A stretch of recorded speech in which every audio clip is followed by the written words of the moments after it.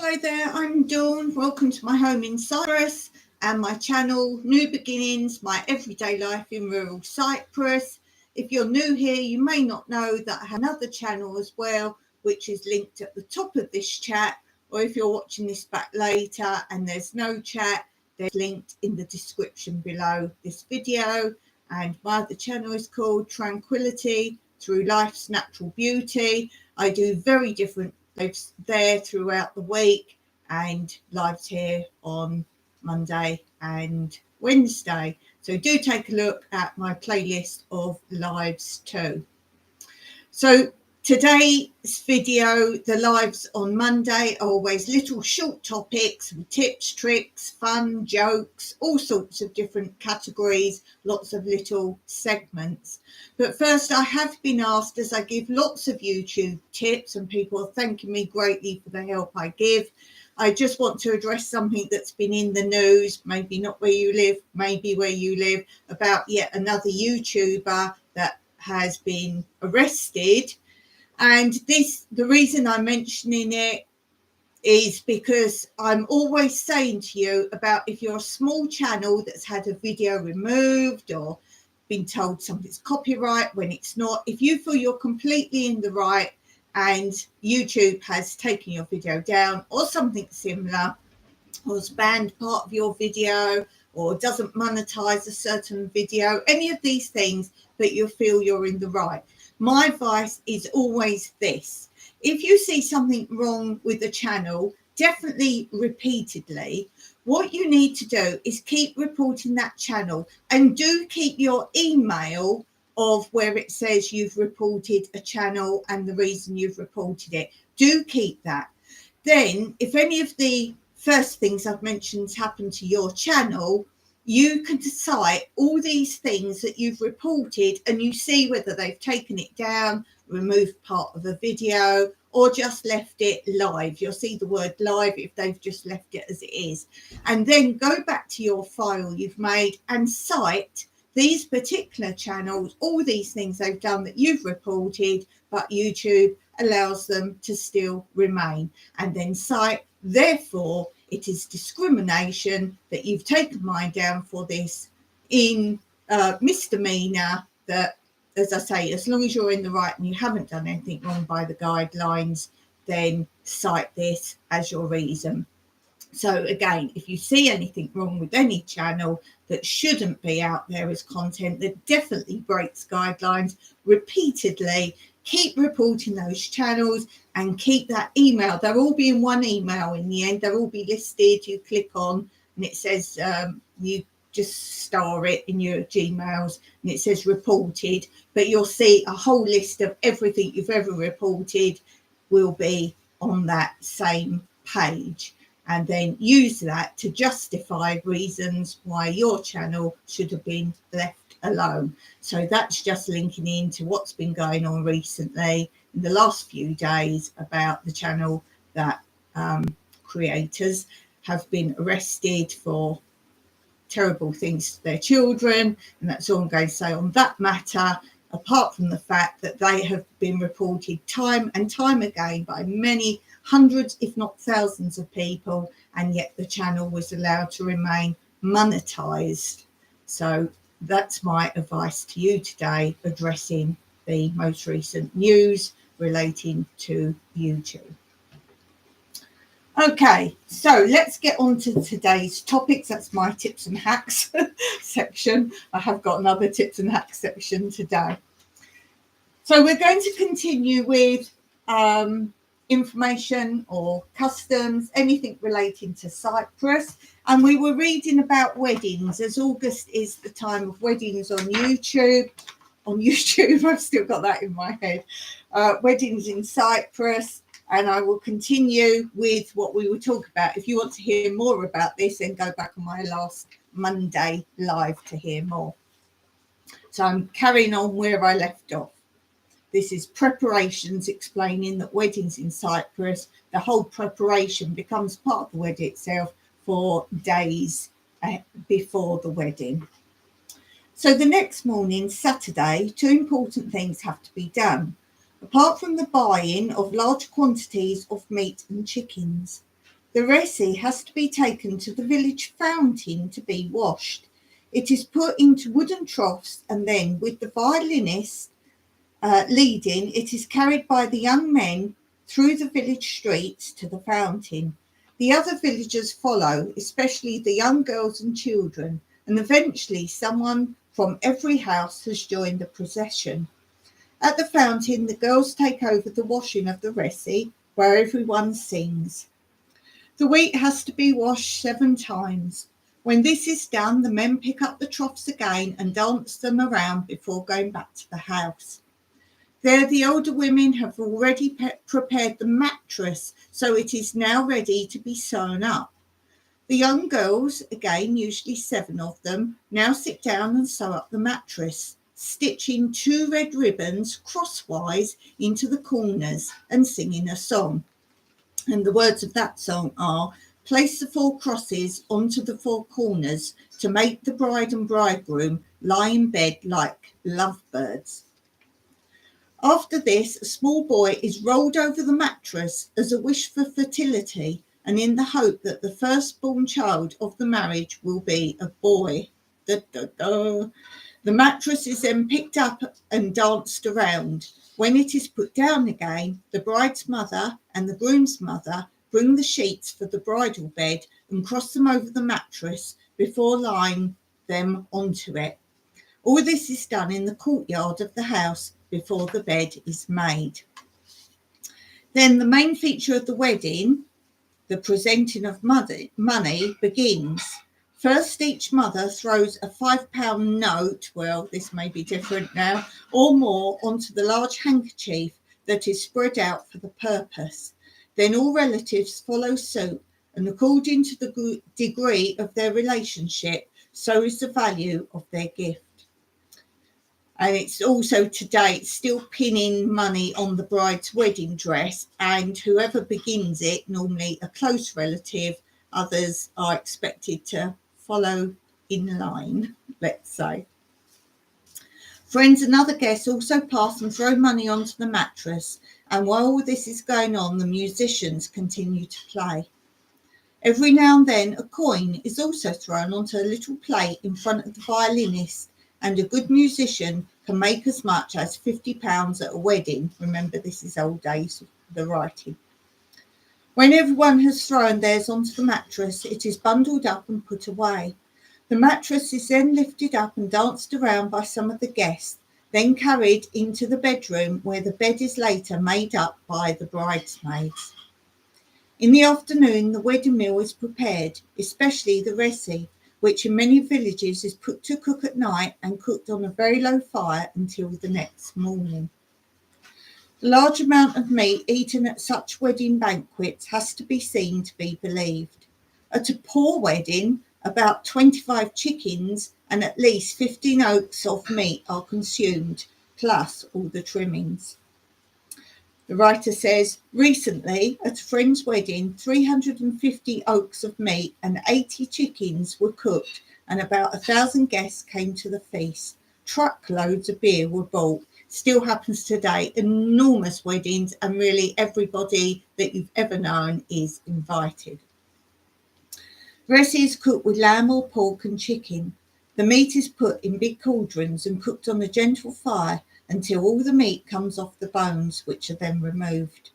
The wheat is added and the whole thing is cooked together until the meat melts completely and the result looks rather like porridge. When well prepared, it's rather nice and greasy. On Sunday morning, everything is tidied up. The leukemia or bonberries stacked neatly on large trays. The courtyard and rooms cleaned. The wedding bed is made and the food goes into an oven or onto the fire. The most popular dishes are macaronia to forno, which means baked in the oven, a meat and potato dish, keftedes, which is like meatballs, and stuffed vine leaves and various salads. Towards midday, the bride and groom are dressed. This is a very serious procedure.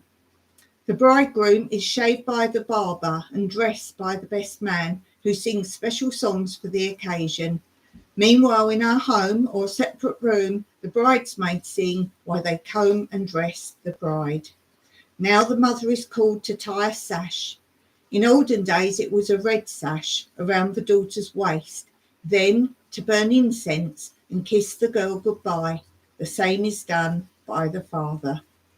It's a very sad moment for mother and daughter, who usually cry, as do many of the bridesmaids, for the daughter is now leaving her parents for her sheltered life to take on the strenuous duties of lawful and obedient wife to a stranger.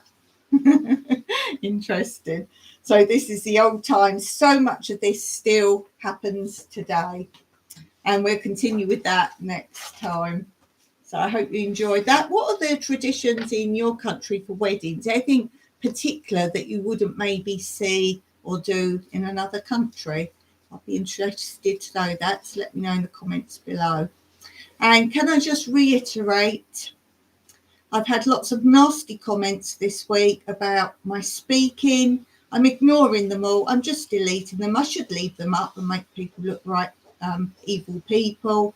I have brain damage, and one of the reasons I started doing YouTube was to practice speaking. I had to learn to speak from scratch, and that's why I also like to read a lot of stuff out, because rather than just thinking what I want to say, it's to suddenly come across a word when I'm reading that, as you can probably hear, I stumble over because my brain has to work quickly. I need to get my brain active and working. So if you want to make fun of how I speak, then go ahead. I would just delete your comment. I was thinking about saving all the comments and doing something about them, but I just can't be bothered about that. So I'm happy I can speak again, no matter how poorly. But those people who write nasty comments, well, there's not a lot they can do to better themselves, is there? Applause for me. I wish I was on my StreamYard, because I have a nice applause for myself there. So yes, nasty people. I can better myself from zero speaking to stumbling and maybe mispronouncing a lot of words, but you're stuck with the way you are, sadly. Okay, let's continue now. Give me a thumbs up if you like that comment. Let's move on to, let's look at a book I took from my book Nook. Let's see what we've got today. Oh, we're continuing with the Aesop's Fables. As I say, I've got a book here, just very short synopsis of a lot of the stories and the proverbs that they mean, the fable meanings. So we're up to this one. This is The Lion, the Fox, and the Donkey. One day, a lion, a fox, and a donkey went hunting. After a hard day's work, they had caught and killed a number of animals.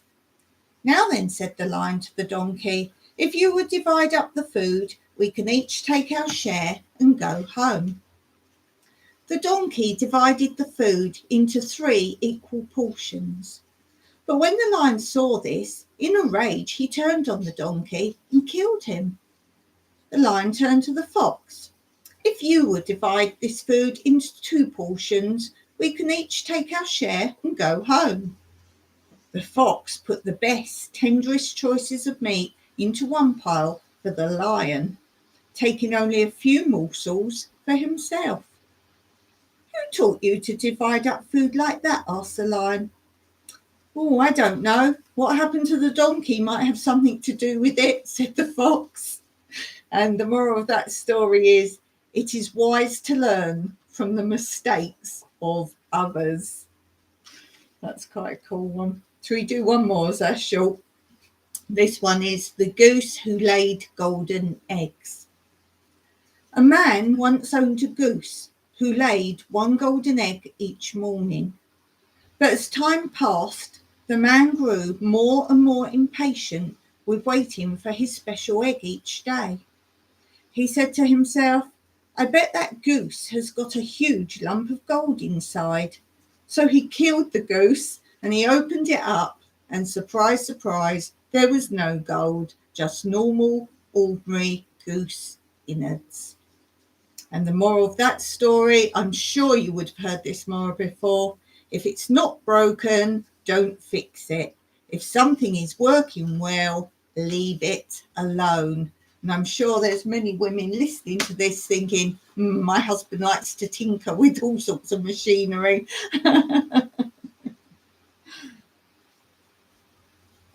So what's your favourite phrase, saying, or meaning, different things, different quotes, anything like that? Do put them in the comments below. Okay, moving on to my next section. This is my section of sow, grow, mow, and ho, ho, ho. And what is dawn harvesting at the moment? Grapes. Yes, we have so many bunches of grapes. So I would like to get some more in for tea. We will have some more grapes. So I thought I'd do a little bit on grapes. And this is reading from, I've shown these many times before, a little booklet series that you could collect, a weekly edition, and a different fruit or vegetable in each one. Now, these are from the 1970s. So it's very interesting, the ones particularly showing you how to do things or tools you can make. Some good ideas for today. As I said before, the only bit I ignore of these is it's very high on using chemicals. We don't use any form of spray or chemicals, and we only make natural stuff if we have issues. So about grapes, oh, that looks just like my bunch of grapes I picked. Lovely. Grapevines need cool winters and long dry summers with plenty of sun for successful ripening of the wood and to convert the acid in the fruit into sugar. The vine is hardier than the fig. It can stand moderate amounts of frost while it is dormant, but spring frost occurring after growth has started will kill the new shoots. It does not like humid summers or excessively rich soil. The grapevine has a reputation for being able to grow where no other fruiting plants would survive, hence why we get a lot of grapevines in Cyprus. There is some truth in this because vines will live on very poor, dry, stony soils without any attention, and its roots will go very deep in search of moisture and nourishment. However, it will not crop well in these conditions. If you want good crops, then its moderate cultivation needs to be met. Although the juice of all 8,000 varieties of grapes can be fermented and made into wine, only a few are actually selected specifically for this purpose. This is the same with olives. Dessert grapes need to have a high sugar content and low acidity. Wine grapes need a balance of acidity and sugar, and in addition need some individual quality to lend character to the resulting wine. Grapes can be grown out of doors in cool temperate areas, providing you plant a suitable variety and choose your site with care. In warm sheltered areas, grapes could be grown in the open on specially erected wire fences or pergolas. For cooler areas, it's best to grow them against south-facing walls. For grapes grown without wall protection, the ideal site is south or southwest facing slope with shelter from north and east winds. This exposure will give the maximum amount of sunlight and soil warmth, while the slope provides drainage for frost and excess water. Unless the slope is very steep and you plan to terrace it, the rows of vines should run from north to south. In this way, no row shades another and each bush is exposed to the maximum amount of sunlight. Although the vines tolerate autumn and winter frost, which can be beneficial because they kill off many overwintering pest and disease, spring frost can ruin a crop. The young shoots, which appear in early and mid-spring, can easily be killed by cold, and late frost can damage the flower buds as well as the flowers. Therefore, avoid low-lying sites or frost pockets where cool air tends to collect. This tenderness of the young growth is probably the biggest drawback to growing grapes outdoors in Britain.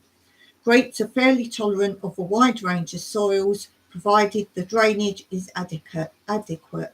Although a deep medium textured loam is best, thin soils over chalk or gravel, heavy clay soils and sandy soils will all produce good crops if they are properly prepared before vines are planted. So there's a little bit of information on growing grapes. We may well continue with that another time. Okay, I do try and keep all sections short, so if there's something you're not into, it's only a few minutes before we're on to the next subject. Do let me know in the comments below which themes or subjects you prefer that I do. Some people do like a variety, and if there's anything you want me to feature on any of these segments or other segments that I normally do, I don't do every segment every week, then do let me know in the comments and I will oblige. So the next section is Knacks, Hacks, Facts and Stats. And today we're going to be doing about kitchen hints and tips. To keep an unused teapot fresh, leave a dry tea bag or a sugar lump in it. Next tip, salt will remove burn marks from the edges of pie dishes, stains from china and earthenware and egg stains from cutlery. One more tip for today. Oh, two more tips for today. I have to mark them because else I'll repeat them another time and forget which ones I've done. Okay, grease a new cake tin before use, then bake in moderate oven for 15 minutes and it will never rust. And the final one for today, line tins and jars with blotting paper which will keep biscuits fresh. I hope there's something there for you. Then we'll move on to coffee break. What to watch, something you may have missed. Well, at the moment, I'm sending you to my other channel, which, as I say, is linked in the description below with the link if you want to find it, and particularly my lives. Again, on that channel, I do completely different lives each time I do a live on that channel. And on that channel, you can see lives on Tuesdays, Thursdays, and regular Fridays. And the Tuesdays and Thursdays don't have a set time, so you'll need to subscribe and hit the notification bell, which will then tell you when one's started. It's because I can't set a guaranteed time for those days because I'm pretty busy and sometimes I have to go out and have hospital appointments or doctor appointments or whatever, so I can't guarantee set times. Whereas Friday I don't make any appointments or do anything, so I can guarantee that, and hence why these are for me later times of the day, Monday and Wednesday on this channel. So do go and check them out. The Tuesday channel is Tuesday Tours and Chat, and it's tours of all sorts of things. We've done ruined buildings. I've got some really great ones coming out. I'm trying to jump around and do lots of different things first. I've done, I can't remember what ones I've done, what ones I've got coming up. I'm going to be doing tours of my Doll's House village. I've done tours of my abandoned village. I've done holiday destinations, different islands that I've been to in the Caribbean and other countries. All sorts of tours. And this week, if I get to do one tomorrow, as I say, I can't always guarantee, tomorrow is going to be a tour of one of my outbuildings that we've renovated. So that'll be interesting. Wednesday on this channel, I've finally finished my cross-stitch craft project. So part of that will be seeing my finished craft project of cross stitch, amongst many other things. Thursday on my other channel this week is going to be another one of it's Inspirational Thursday Thoughts is Thursday, and it's going to be another episode of Who Are You?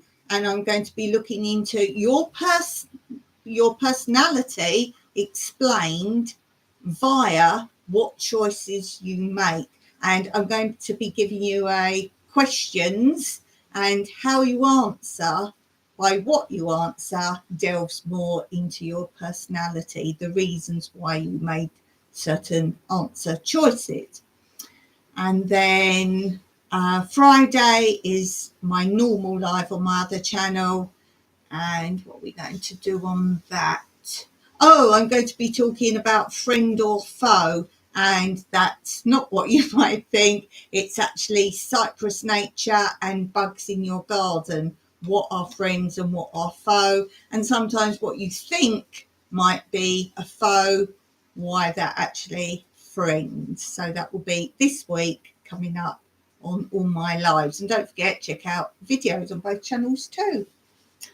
Okay, my last section for today is Monday Fun Day, of course. Jokes, quotes, puns and fun.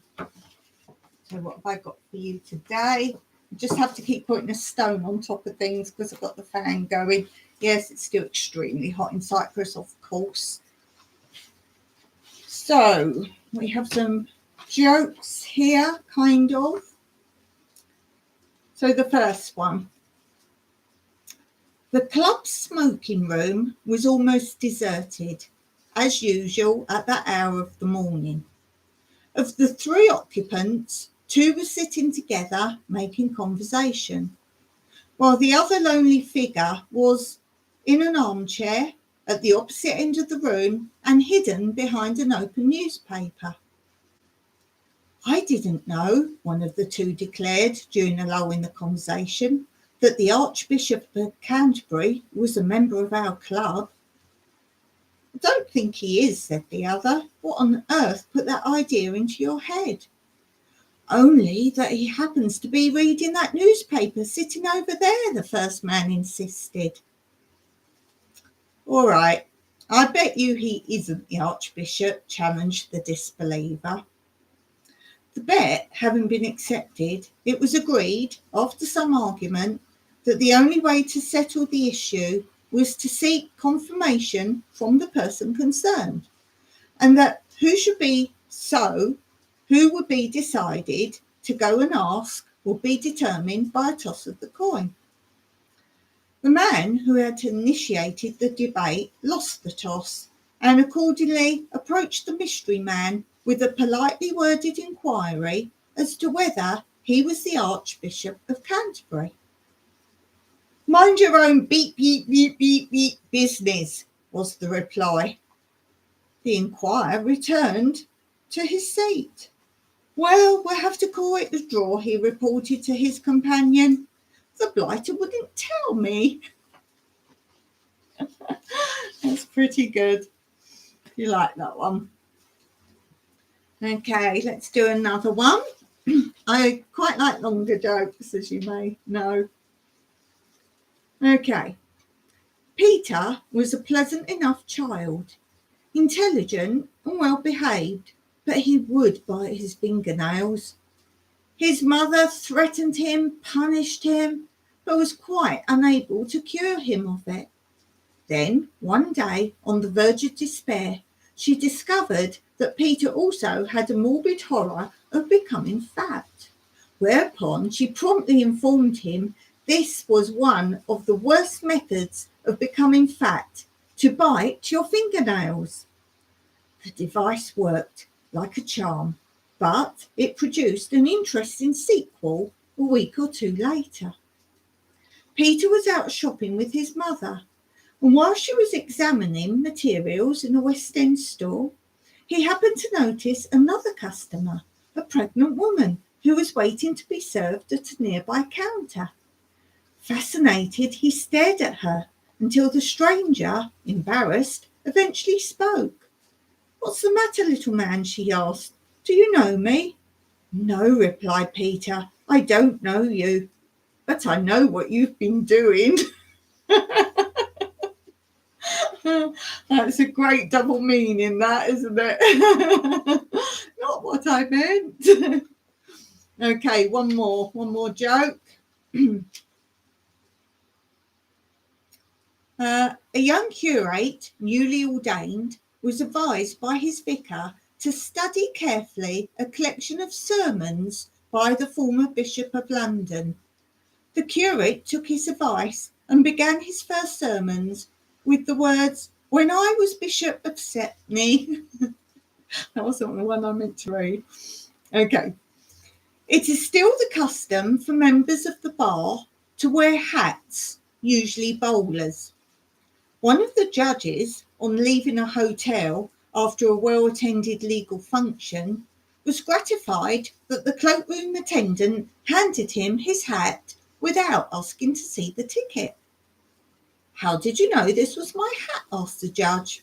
"Oh, I didn't," said the cloakroom attendant. "It's just the one you gave me."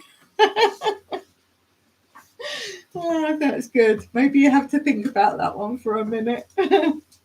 Play it back. Oh dear. So I'm going to leave that there for today. So don't forget to check out my other channel, and don't forget, if you're watching this back later, drop me a comment, because I like to say hello personally to each one of you and thank you for being here. So join me the rest of the week, or back here next week if this is what suits you. Hit that thumbs up if you like what you've seen, and don't forget to share this community. Goodbye, awesome folk. As always, be seeing you. Bye for now, guys.